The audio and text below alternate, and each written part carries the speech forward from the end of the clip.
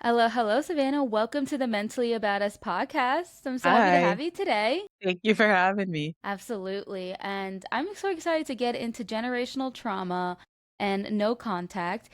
I'm glad when I saw that you want to talk about no contact so we can see like the other side and the other perspective on that. Yeah. So I'm really excited to get into that. So in every Mentally About Us episode, we like to get deep into your past, right? So let's start with your story, with your childhood. So let's go from there. Tell me a little bit about your childhood. So I am the youngest of three. I have an eldest sister, a middle brother, and then it's me.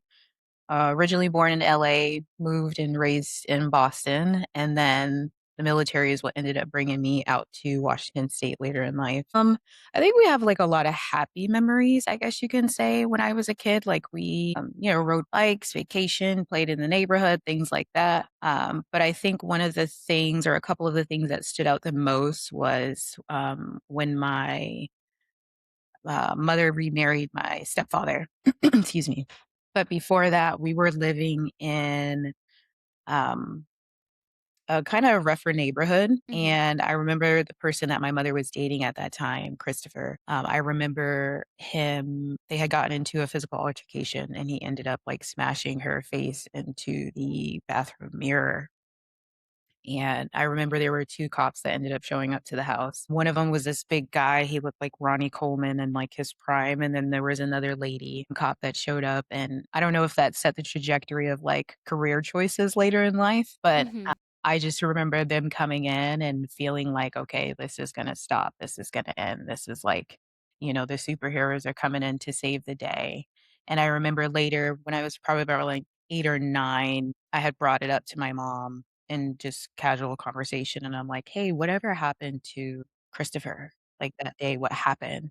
And she just looked at me and her eyes got big and she said, there's no way you can remember that. You were so young. And that was the end of the Mm-hmm. conversation. That was it. And so I realized that my mom's level of kind of like denial and deflection was just her Mm-hmm. way of, one, trying to protect herself, and then two, not have to address the larger issue as a whole. And I saw that very same mentality carried into her next relationship, which was with my stepfather, and the majority of the house that we grew up in Boston, which was chaotic. I mean, we were the Mm-hmm. same family that vacation in Martha's Vineyard on in the summers, but I didn't know until I was older the financial dynamics between the two of them. Even though we were a blended family, he had one son, my mother had us three, that she took financially care of us more than he did. It was kind of just like two adults that were married, living in a house together, but they lived completely separate lives. And I didn't learn about the infidelity that was going on in their marriage that she kind of just turned a blind eye to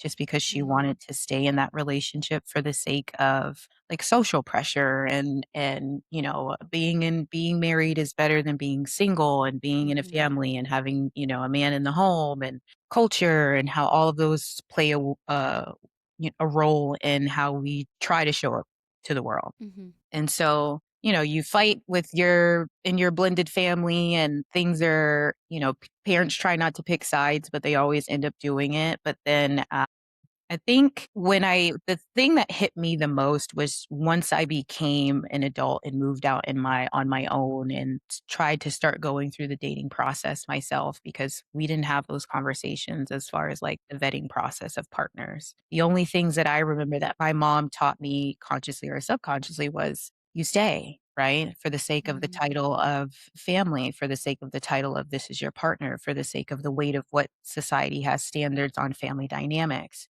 you stay in those unhealthy relationships. And then I asked questions about my grandparents and my great grandmother and their relationship dynamics. And then that's when I started noticing certain patterns of, it wasn't women that weren't getting that, it was women in my family dynamic that were staying in unhealthy relationships, unhealthy marriages for the sake of social pressure, expectation. Mm-hmm. Um, or wanting to maintain this image of what a nuclear family is supposed to look like based off of, social standards. And it had nothing to do with emotional intelligence or reciprocity in those relationships or mutual respect. Those were things that I had to figure out through traumatic events within my own personal relationships, because I kept choosing partners or being in relationships with people who reflected mentalities like my mother, who reflected mentalities like my stepfather, who reflected behaviors that were unhealthy. It was mindset is what I Hmm. noticed, mindset within the family dynamic of what is normalized. Yeah. And that is unhealthy relationship patterns. That's secrets and shame and abuse that happens in families. That's unhealthy marriages. That's tolerating infidelity. And I noticed that there was a generational discord between my great grandmother, who was an absolute powerhouse during her time, and businesswoman in the 60s and the 70s, which is unheard of as a single parent, right? Hmm. And my great grandmother, she always used to talk in riddles. But now as a young adult, I'm like, all of these things are starting to make sense. But man, I wish that she was alive and available for me when I started dating. And I didn't have that. Hmm. And so I know we kind of got convoluted, or I kind of drifted into like multiple subjects, but it was a childhood where you have happy moments as any kid because that's just all you know. And then Hmm. when you get older, you really start to dissect the actual relationship dynamics between your parents, between their siblings, between your grandparents, between your own siblings, and things start to click in a way that you didn't expect. Yeah, and I think you have a huge point when we're talking when we're referring to generational trauma. I like how we're getting in detail in regards to kind of like different types. Mm. So there's like some people I speak to about generational trauma where they get abuse in the house or um and they're like their mothers themselves and then they talk about like parenting and such. But I like how today we're talking about relationships because I feel like that is so important and I completely like get where you're coming from where it comes to feeling like people think that if you are divorced then like you're a failure, which Mhm. is so crazy, and that comes from like the old days. Like think about I'm thinking so back into like let's say like 1700s 1800s whatever, how people would be like they would like tell you who to marry. What did they say? Like Like arranged marriages between families?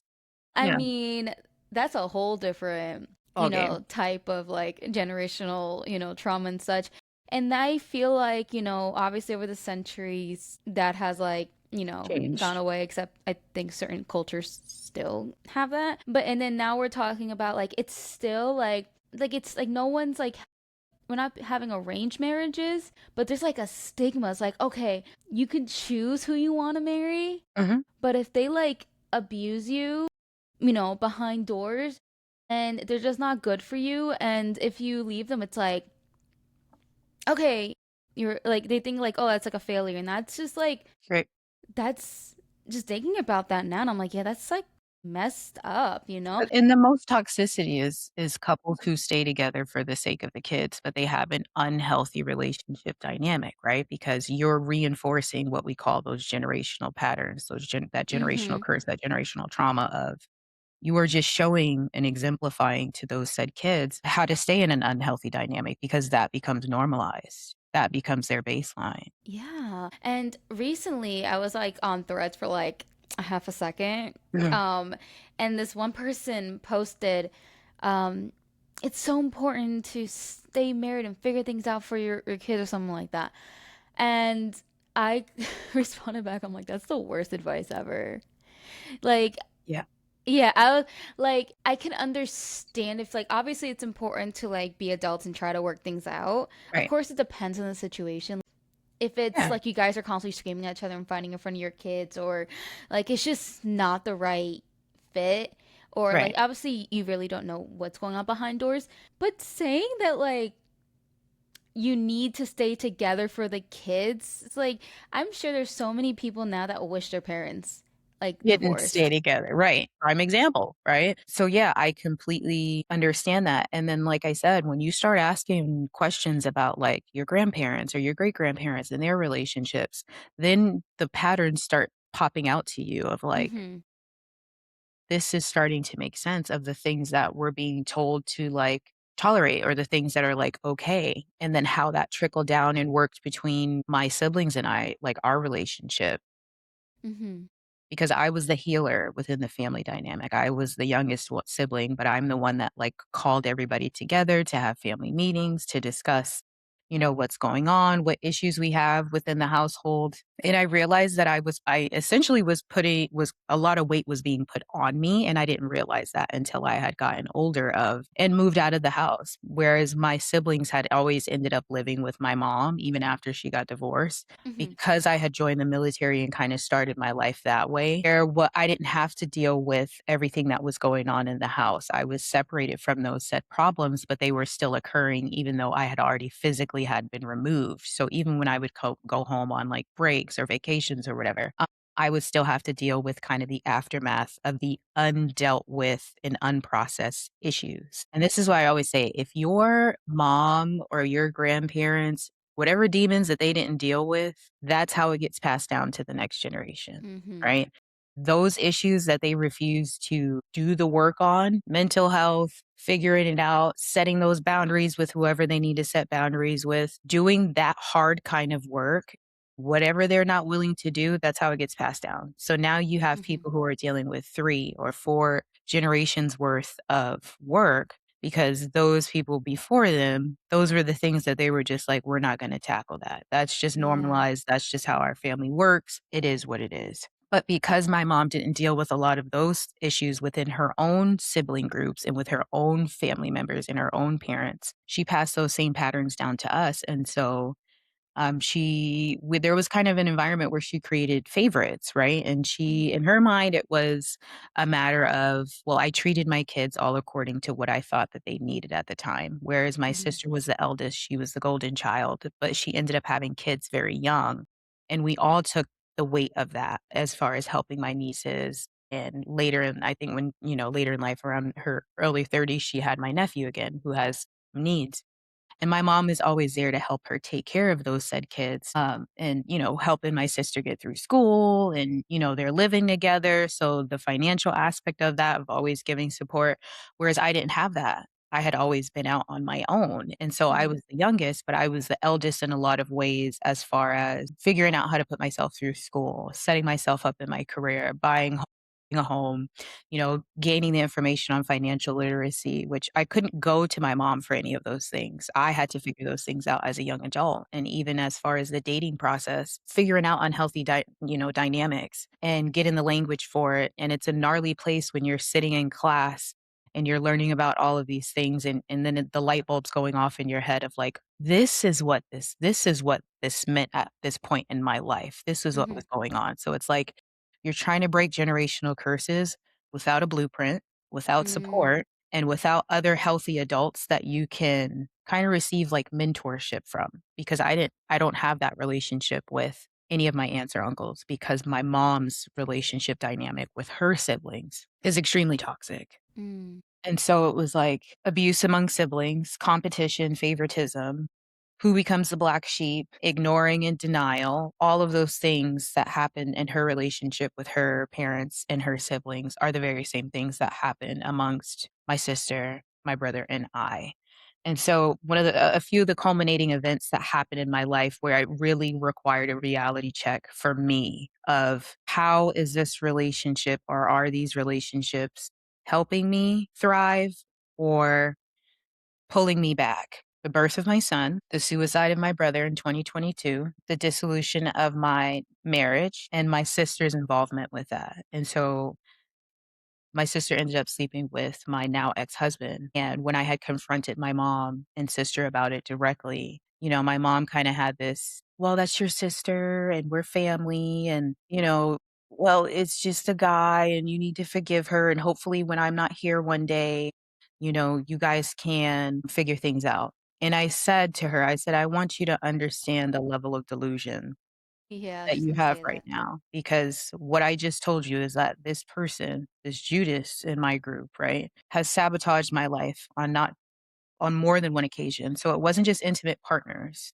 This was career choices. This was friendships. Whenever I was making really good friends with other people, and of course, I'm bringing that information back to my mom and sister. I don't think that's a good friend. I don't think they're good for you because you want me to remove those outside parties so that I'm always dependent on you two that I'm always dependent on.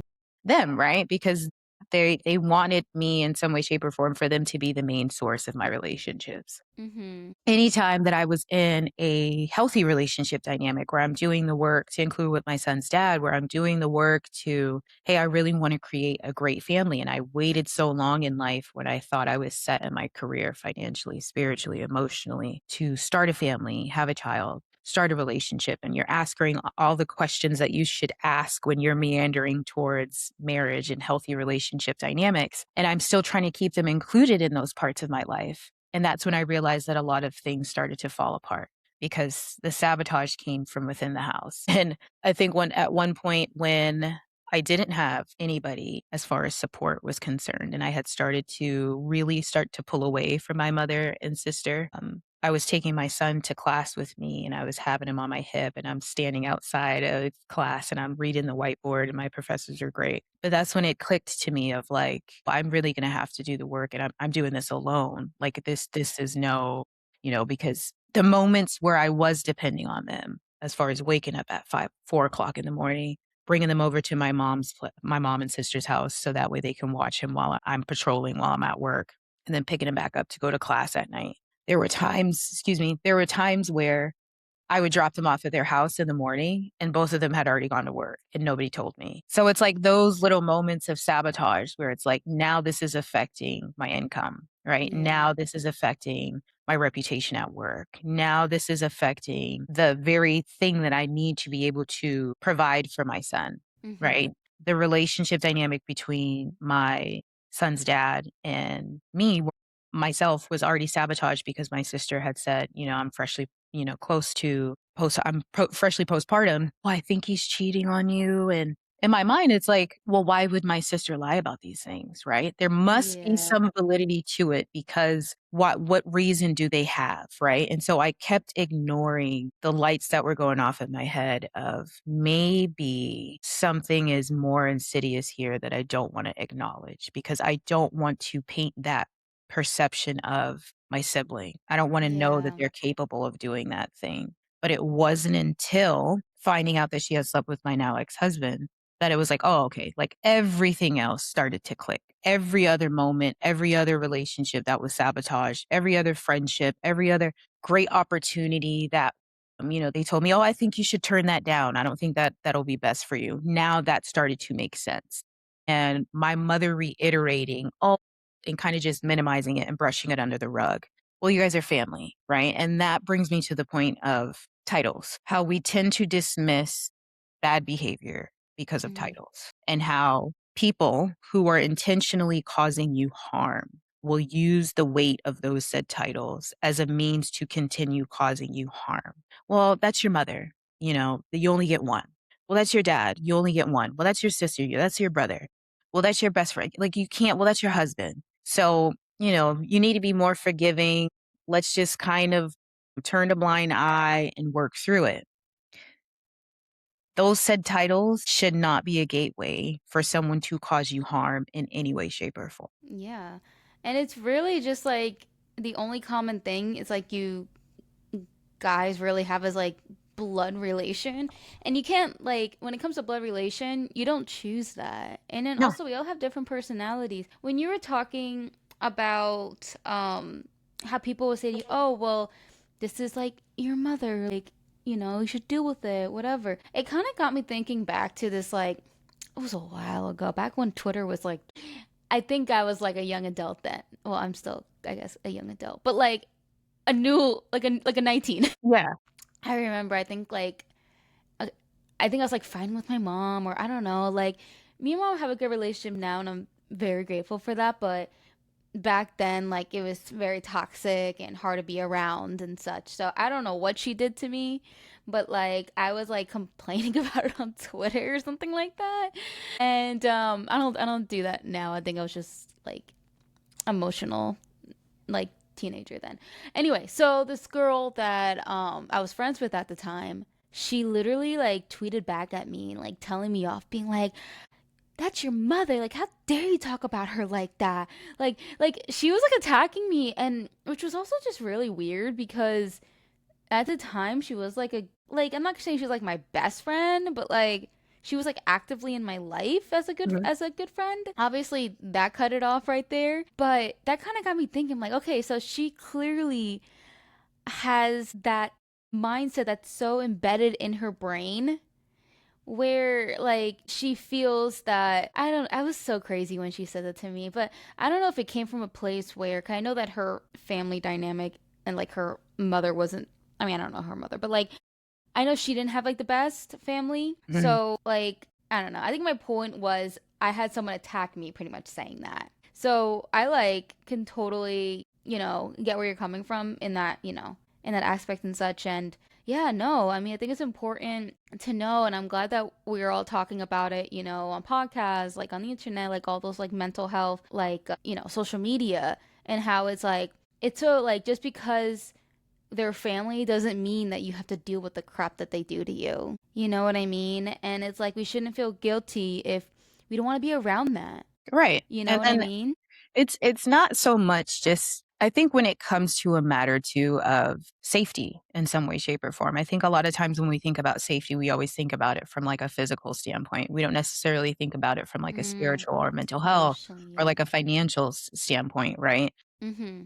But if someone is impacting your life in all of those ways that keep you sane, that keep you fed, that keep you functioning, and not just functioning, but like I would like to focus more so on like thriving. If those people are hindering you from being the ability to thrive in life Mm-hmm. because of whatever hidden animosity, envy, jealousy that they have that they don't want to do the work to deal with and process, that is Mm-hmm. not my responsibility at that point. And I can do all of the work in the world to heal the things that have happened to me because I don't have a choice in the things that have happened to me or the things that I have been exposed to.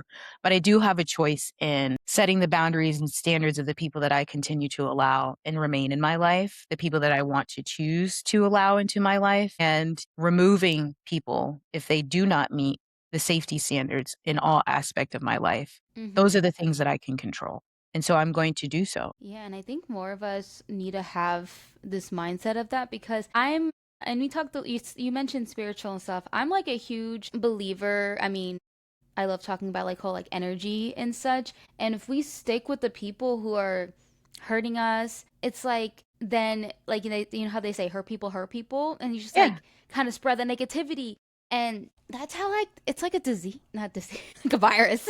Yeah. It's literally like a virus. And I just feel like if people learn it's okay to have a boundary, then it's like you're blocking that off and it's lowering like the amount of people that are hurt. And, when people are hurt, it's like people can be hostile and Mm. then, or go the other route and be like super depressed or sad and such. And I'm so glad you're on here talking about that. So, as advice for like my listeners is you did mention like when you knew like okay like this is not how it's supposed to be and you want to like break those like generational curse. Can you give me some of like I guess like red flags or when it should be the time like okay it's time to cut them off? I mean you did mention Mm. that when you noticed that it was hurting your mental health and such. I think the better question is can we talk about how some people may feel guilty? Do you ever? Yeah. Mm. I realized I So, asked a full question. I completely changed my question, so I'm gonna cut that whole. I was getting somewhere and I was like, no, she answered all this already. Let yeah, me cut all that out. Anyway, because you did mention like how when you pretty much knew, you're like, okay, when you start yeah. feeling this. But I think what I want to talk about is the guilt. The feelings of guilt. So like how did you go through that? Did you feel guilty for the first time when you're like, okay, it's time to like, cut those people out? Like let's talk about like the process of that and like how you felt. So after the situation had happened with my ex-husband and I had moved back from to Washington, I had had my final that was my tipping point for me. That was Mhm. my breaking point because again, I had to sit with myself and realize that every time that I had a positive opportunity going on in life, the common denominator and the only people that were within my circle that knew what was going on, what my plans were, how I planned to do it, what my long-term, short-term goals were my mom and sister. And so when things fell apart, I had to realize the only common denominator, the only thing that is the same are those two people that are in my life. So if everything keeps going wrong and these are the only two people that I am allowing in my circle to know these things, Mm. maybe I have to remove these said people and that will remove the chaos. And I didn't feel guilt by that point because I'm telling you, I don't know what it was, but just for me personally, when I gave birth to my son and I realized like, wow. Yes, I waited until I felt like I was set in my career, spiritually, financially, emotionally, all the things, right? But I got to a different mindset and mentality when I'm going over like child development and what are the great things that kids need to be exposed to in order to have better life chances and support and to get to a point of thriving themselves. What does that look like? So now when I'm learning all that terminology and I'm getting to that point of, going through research articles for like class and I'm like, oh my gosh, like I need to make sure that I'm checking all of these blocks and doing all of this work, not just internally, but for the environment for my son, right? And Mm-hmm. if I'm at work and I'm on patrol and I'm focused on helping other kids that are in unhealthy family dynamics that need help, or other kids that are getting ready to get put into the system and things like that. If I'm dealing and I'm helping other people's kids at work, I need to be able to help my own child at home. Absolutely. So I didn't feel guilt because I looked at my son and I said, at a minimum, I owe this to him. Even if that means that I have to put the entire weight on my back and keep shuffling through, no matter how long it takes, I'm going to do that work to make sure that I not only heal from the things that I have been through and been exposed to, recognizing those generational patterns and putting a stop to it, and then making sure that it doesn't go towards my child. So there was no guilt. I sat down and I was very clear in the conversations that I had with both my mother and my sister as to why at that point, I was deciding that I was going to remove myself from the family and that Mm-hmm. it was the best benefit for me because there was no growth and they weren't willing to do the work. And at the end of the day, if my mother created an environment where there was competition between siblings and my sister felt like that my life was easier than hers or that I had it better, or whatever the case is, or she felt like, well, you get better partners than I do. So if I, in this weird one-sided competition, if I sleep behind you or if I do this or if I can one up you this one way, I don't have the space for that in my life, right? Because Yeah.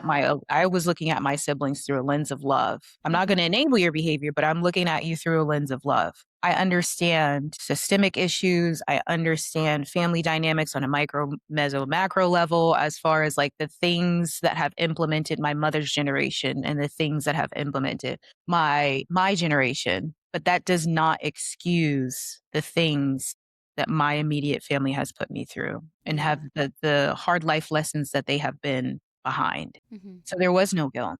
And Yeah. this is just speaking for me. I can't necessarily tell other people how to process that guilt or process Mm-hmm. that grief because when we talk about grief, we always tend to think about it in forms of someone Yeah. not being here. This person has died, right? Which Mm-hmm. when my brother committed suicide, it was a weird place for me because Yeah. I go to death investigations at work all the time, but now I'm in a space where this is my immediate family member, right? And my brother was Mm-hmm. 33 when he passed away, so very young, right? And I was still the youngest when that happened, and I just freshly had my son, so it's like I'm in a space where I'm celebrating the birth of my child, but I also have to deal with the grief of losing my brother and how that changed even more so our family dynamics, Mm-hmm. because my brother was the only boy, and in our family, boys are they can do no wrong, right? Golden, they just can't. They can do no wrong, and that was another thing. My brother was the middle child, but he could do no wrong, and Mm-hmm. my sister was the eldest, and she was a golden child, and I was the wild child, spoiled youngest. But to be quite frank, I was the most responsible as far Yeah. as like entering into early adulthood. Mm-hmm. So once I had these conversations with my mom and my sister, and I pointed out the role that I had played in the family, I said, I'm no longer going to carry that responsibility. I Mm-hmm. don't owe that to you anymore. What I do owe is to the child that I have created and the family dynamic that I have decided to create. I didn't get a choice in the family that I came from. I do get a choice in my partner. I do get a choice in the children that I choose to have or not have. Yeah. That's true. I have a question that's been holding as like a mental note.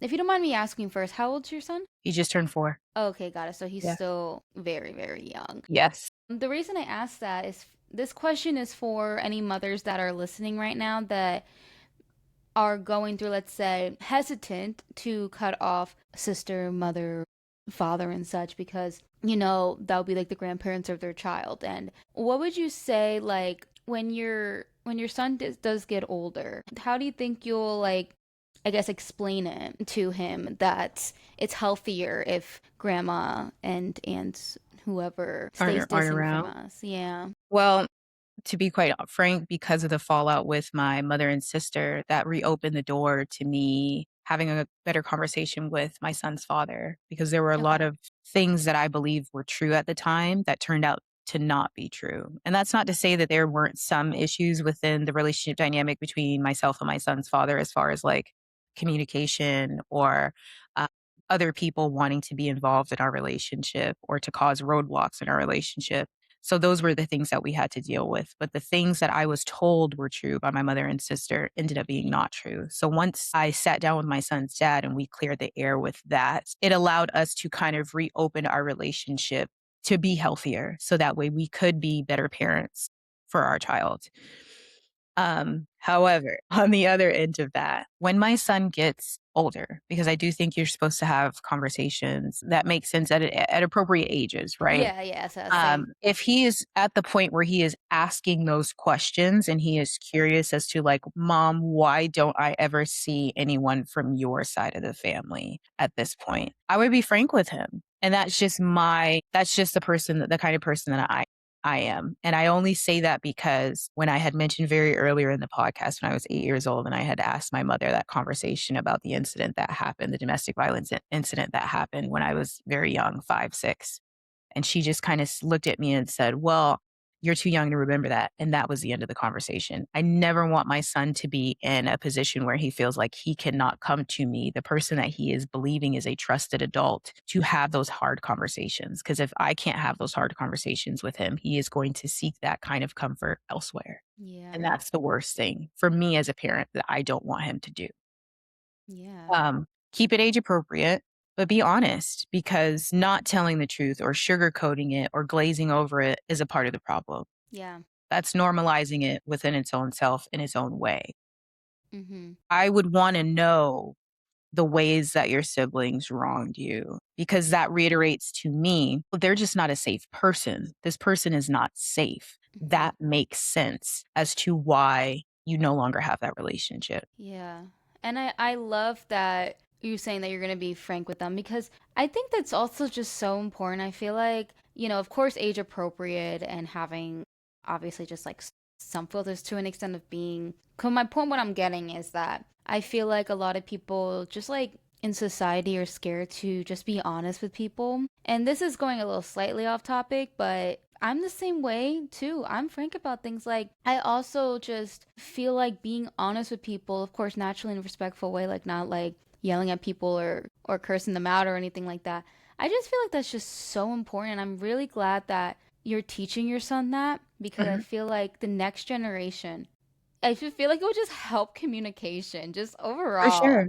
with like the human race. Like if you think honestly, the human race sucks at communication. Like Yeah, I read like some of these books or whatever, and I mean we already know this, but like it's so true. Like I feel like there's not much education on like how to properly communicate feelings because people who are not really healed, like you're stepping on eggshell. I think that's why people are scared. It's kind of like a trauma response if you really think about it. I feel for like I'm sure. sure there's probably maybe some time in people, and this can go back to childhood and the no, sorry, feeling safe around parents because I feel like that's when it starts. And I'm having like this like moment right now where I'm like, oh, yeah, like if you grew up and you wanted and you were like upset about something, you go to your parents and they like say to you like dismiss you. It then creates this like your body learns, okay, don't be honest Mhm. because everyone's going to respond like that.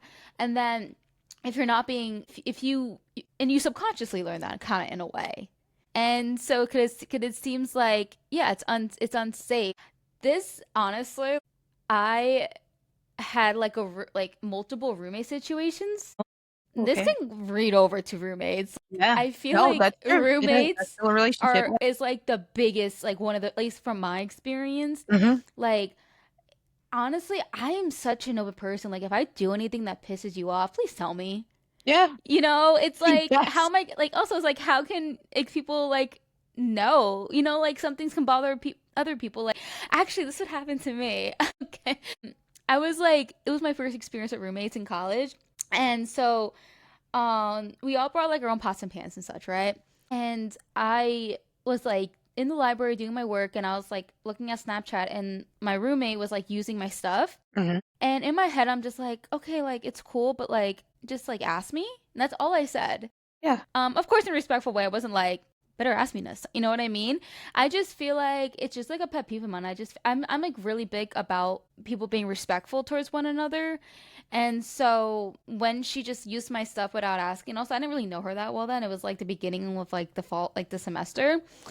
And I just said to her, I was like, hey, like totally cool if you want to use my stuff just for the future. Just please like let me know. Cause another thing too, it's like, what if I wanted to cook something when I got home and it was like in the dishes? Like that could be another valid reason. And at first she was like, okay, walks into her room and comes back out and starts like yelling at me. She starts screaming at me. Huh? And she was saying things like, this is what roommates do. They share things. Have you ever had a roommate before? And I'm like, and I mean, Girl. now, I mean, at the time I was like, what the fuck? Yeah. But I that's was like like, projection though. That's like, no, yeah, now I know that. yeah. But at first I'm just like, oh, so that kind of like made me scared of like horrified to like, if anything bothers me with roommates. Mm-hmm.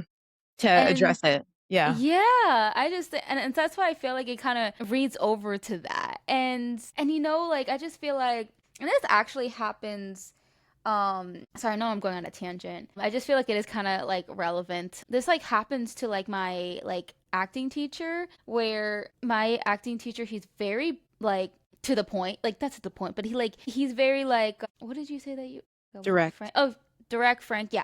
And like that's his like teaching style. And so he doesn't like to sugarcoat anything. So if it's like you're seen as like what the hell are you doing? Mm-hmm. He will be like what the hell are you doing? Yeah. But like and like but I mean he doesn't start out like that. Like when I did the beginner part, he was like had a filter on. But Ease you into now it. yeah, to an extent he had a Yeah. filter on. But he was also very like not like the other teachers where they're like, it's Mm-hmm. okay, sweetie. No, he'll be straight with you. And the reason he does that is like that's the industry too. It's like, you know, start building thick skin now. But I don't see it as like being disrespectful Mm-hmm.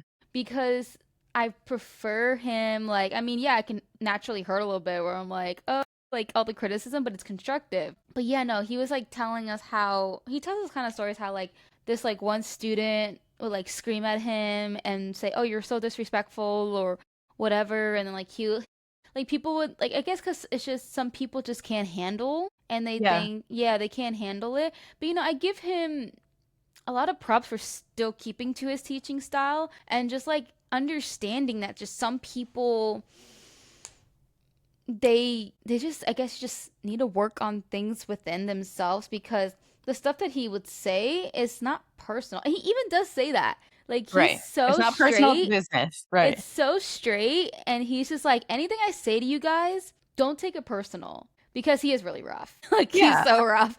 And I like the directness, just partially because of where I grew up. Like Boston, they're pretty direct. Which is I grew up in it's Jersey. yeah, and it's not the same in Washington State. I like to say they're passive aggressive, which is just it's interesting because Washington's they'll so yeah, different. Oh yeah. my God. Yeah. But that directness has, it's translated over multiple forms in my life. Like in the military, they're direct, right? Well, yeah. Law enforcement is direct. And so Yeah. it's two spheres where it's directness is all I know, right? And Right. okay, what is the issue? How do I address it? How do I get to the solution? So that's how I communicate across all spheres in my life. And on the conversation of communication, right? When we talk about relationship dynamics again, because I didn't mention this previously, and the relationship with my now ex-husband, because he had his own issues, drug use, sex addiction, military PTSD, like all of the things, just always seeking validation from outside sources. He can have the biggest house, the newest car, the most loyal wife, but he's still going to want more. He's still going to want Mm, other shiny things, right? And the impulsivity of that, of his life decisions of like, yes, I wanted to marry you, but no, I wasn't ready to be a man yet. So this is just the residual effects of that. mhm, Lie to people, right? Or you give half truths, you mhm, are removing that person's consent of how they want to engage in that relationship with you, right? And I look at it this way. If I'm in an intimate relationship with somebody and they have a whole nother relationship on the side or other intimate partners or, their family is involved heavily in our relationship and I didn't sign up for that, but specifically as far as from the sexual aspect of it, you are removing my consent of how I want to engage with you as a person. You're yeah, putting my health at risk, right? So that whole incident that happened with my sister, which is ironic because she's a nurse practitioner. So she should probably know better as far as health is concerned, right? I didn't consent to that. You took away my consent of how I want to engage in that relationship with you. And you lied to me because lying to me would or telling me the truth would potentially remove my ability to make a decision that didn't benefit you.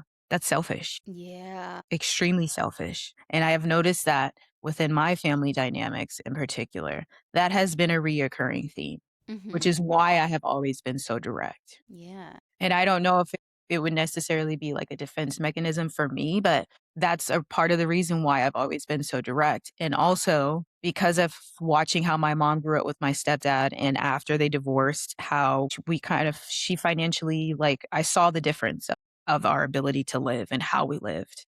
mhm, That I always wanted to make sure that I was in a position where I didn't have to rely on anybody financially to be yeah, able to support myself. And that's part of the reason why I've also been able to leave the unhealthy relationship dynamics that I have with nothing. Okay, you want to get a divorce or I'm ready to get a divorce? I'll absolutely leave with nothing. But I will take my sanity and I will take the things that I have already made sure that I had secure in my life mhm, to be able to leave. And I think that has been the saving grace, but it's also because of the trauma that I had to witness or endure as mhm, a child that I've made sure, like, I always have to make sure that I'm financially secure. I always have to make sure that I'm in a position where I don't have to worry about how my bills are going to get paid or where my next meal is going to come from. And I think that's also a difference that we don't tend to talk about when people are trying to leave abusive relationships. Resources matter. Resources 100%. 1000% matter. And I think because a lot of the times having the mentality of I've already done a lot of hard things mentally alone, like being in the military, like joining law enforcement, like now getting ready to switch careers again as I'm getting my master's in social work, that I've done a lot of hard things alone. I've had to do a lot of hard things alone in life. And so removing my mother and sister from my support circle when I realized they're not actually support, this is a hindrance. It wasn't hard because I had already been doing all the hard things alone. Yeah, no, that's a really good point, which leads me to my next question. I definitely wanted to get this one in is how long have you had no contact? So it's been since December of 2025. Recent. Very recent. Like a couple months ago. Wow. And I think it was only that long because, again, I still wanted to make sure. Like my last conversation with my sister was over the whole one-sided competition, her sleeping behind me and When finding she out did all of the that. other things that she had done in my life to try and Mhm. sabotage my stability, because that's what it came down to. It's like she didn't want me to be stable in all spheres in life. And my mother's, how she played a role into that. Right. But I Mhm. think I gave my mom just a little bit more time because Mhm. in the hopes of like, she's my mom. Right. And mothers are allowed to feel whatever way that they feel about their kids. Mhm. I understand that. Right. But I was still hoping in some way that she would not continue to fail me. And that didn't end up Mhm. being the case. And so I said, I have to leave you to your own karma. Right. Right. Because at the end of the day, if my sister has these, golden child syndrome issues, that's something that you're going to have to deal with later in life when it's just you two, because you've taken on that responsibility with her. Mhm. But she ended up sending a package to my house for my son's birthday. Excuse me. And I immediately donated it. Really? I didn't call, I didn't text, I didn't say, "Hey, I got the package." I immediately saw, because I know when I order stuff. Yeah. And so I looked at the package, I opened it. I didn't even bring it inside. I opened it on the porch. And It was kids' toys. Obviously, my son's birthday, that was his month, and I literally just went up the street to O'Reilly's, and I went to go get new windshield wipers, and the guy was like, "Hey, guys, you guys have any siblings or nieces or nephews that are this around this age group?" And he was like, "Yeah, why?" And I was like, "Well, wrong package came to my house. Here, it's yours. Merry Christmas, early Christmas." And, it's one of those tactics where I know that my mom still is going to not it's her way of not having to respect the boundary. Exactly.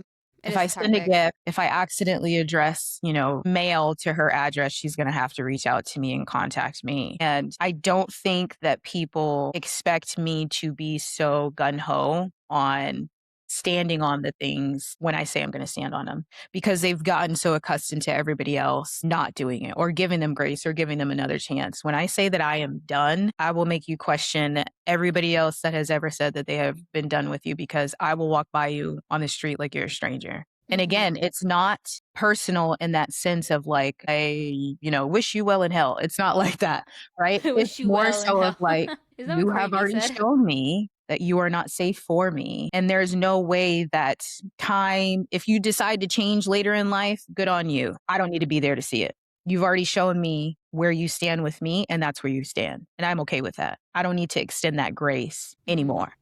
Yeah. And honestly, since you told me it was December 2025, I'm like, he gave them more than enough time. Oh, yeah. But Yeah. it was even like years before that where it was like, I'm giving you the opportunity where I'm sitting down with you and I'm trying to have a conversation with you and I'm trying to meet you halfway and I'm trying to clear the air. And if you keep coming towards me with dismissiveness, deflection, we're not getting anywhere. And Mm-hmm. you're in essence showing me that you don't care. And Mm-hmm. that's the only thing that I can take from it. You do not care enough to do the work. And I am not going to be your emotional punching bag. I'm not going to be your doormat. I'm not going to be this person that you just take from, but never have to pour into. Right. Okay. At work, I'm getting paid to deal with adults' problems. I'm getting Yeah. paid to help people that don't have the emotional regulation, that it is the worst day of their life, that don't have the adequate resources in life to be able to function. I'm getting paid to do that, right? There's also an intrinsic value for me to do that as well. Or obviously, I wouldn't be in that field or even studying social work, right? Mm-hmm. But in my personal life, you're not beating me up and I'm me being okay with it and just saying, okay, well, it's just Tuesday, right? Like that's not the job is already crazy enough when I come home. This needs to be safe. Right. No, 100%. So you wrote a book. Yeah. It's called In the Wake of Wounds. Yes. So tell me about it. So this ended up being just kind of like a little side project, I guess you could say. And it was like one of those self-publishing companies because I had just between 2021 and 2025, there was so much that occurred. All of those culminating life events that I had previously mentioned, it was like an accumulation of all of those things compounded of like, how do I deal with this? And I Mm-hmm. had always written, in high school and poetry and, my English teachers had always said like you have a knack for writing, like I think you should just do this, right? Like Mm-hmm. this is something that you're great at, where I just poured all of that energy into writing these poems because it was just a way for me to process my grief. Yeah. And then again, realizing the foundation that I had held on to so dearly was not actually a foundation. It was a bomb. It was a bomb exploding in my life that was going to continue to do so until I walked away from it. And this book just allowed me a way to process it. And so I just hope that people are able to read between the lines, read the pages, and find some solidarity in kind of just the messiness of life and how we're all Mm-hmm. navigating things on our own terms. And not everybody has a blueprint. Not everybody has a great beginning. Not everybody has great support. But continuing to live each day, you can tackle those very same things that are issues and just having the willpower to just keep going because it does. It's like there are some highs in life and there are some lows. Yeah. Yeah. Yeah, definitely. That's awesome. So you ready for the fun question? Yeah. Okay. So if your healing journey had a theme song, what Uh, would it be and why? So the first song that came to mind when you initially asked me that was Ain't No Sunshine by Bill Withers. And I say Okay. that because I'm adding it now. Ain't No Sunshine when she's gone, it's just darkness every day. And that part resonated with me because I've always kind of been the jokester, right? In my life, everyone always, when I tell them my life story, the things that I've seen growing up or some of the horrible experiences, they're like, but you're so funny. Like you always come to work and you're smiling and you're giggly. And I'm like, yeah, well, trauma just made me funny. That's it. Stop. Yeah, Girl, trauma just made me funny. same. Girl, Right? same. And then you add in military humor, which is dark humor by itself, right? Yeah. It's like, man, you can turn some of the like gnarliest things around. Or if you tell me that you've been through this, I don't believe it because you don't look like it. And it's like, well, I hope I don't look like the things that I've been through, right? Like that Yeah. like, I hope so, but that song in particular, because when you don't, I think people a lot of times when they lose the light in their life or someone who brought light to their life or jokes or happiness or the positive energy, even when you're dealing with traumatic or bad situations, they don't realize it until that person is gone. And unfortunately, in my life, in a lot of the relationships that I've had to leave behind, people will always, will hit me up years later and say, I appreciate the time that we spent together. I appreciate how you were as a wife. I appreciate how you were, or I didn't appreciate, you at the time, but realizing now that I am back out into the world and I don't have you in it, all of the positive things that you brought into my life that I'm now missing. And I think that song resonates so well because that's exactly, I feel like what he is, the sentiments that he's trying to portray in the song is once that sunshine leaves, you don't realize the value that it brings until it's no longer there. And by that point, because the damage has already been done so bad, there is no repair. You just Mhm. have to live with the positive memories that you have had, and that is it. That's the only Mhm. thing that you get to cherish, but you do not get to re-engage and get another dose of that said sunshine. So yeah, it's definitely an old school song. I do know this song. Yeah, it just took me a little bit to like the beginning. I was like, I don't know if I heard this, but then Yeah, it's like yeah, once it gets more and it's getting close to the chorus, I'm like, I know this I know the song. song. Yeah, no, I love it. It's really good. Um, okay, well, Savannah, thank you so much for taking your time to come on the podcast. I really appreciate Thank you for having me, and I'm so excited. I can't wait till it airs, you. and hopefully, yeah, whenever you're in Washington, let me know. I